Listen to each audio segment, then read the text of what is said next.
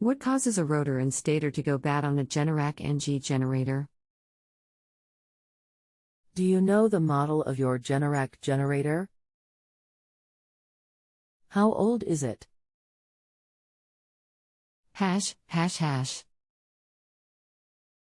How long has this been going on with your Generac generator? What have you tried so far? Today I had a new starter, battery and maintenance kit installed. The generator runs but no power to the house to turn on appliances, etc. Tech said the rotor and stator needed replacing. Anything else we should know to help you best? No, that's it. Generator was installed between 2001 to 2004. Hi, I'm sorry for this issue. I know how frustrating this could be.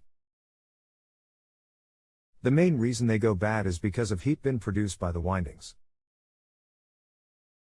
I got an estimate of $3,800 to replace the rotor and stator. Is that reasonable?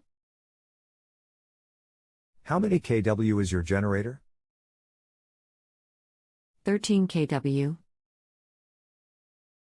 It sounds a little bit high.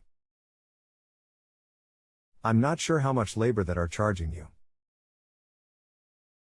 But for around the same price you can get a brand new unit 14 kW with warranty. They are charging you. They quoted me $15,000 to install a new unit. Get a second quote. I would assume they can just drop the new generator and reuse the existing gas system and load wires going into your transfer switch, unless local codes prohibit that.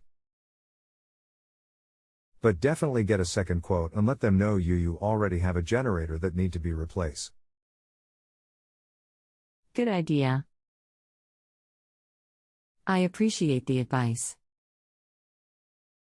Not a problem. Have a good night. If you have a home improvement or appliance question and want to chat with an expert now, visit justanswer.com/YTHI.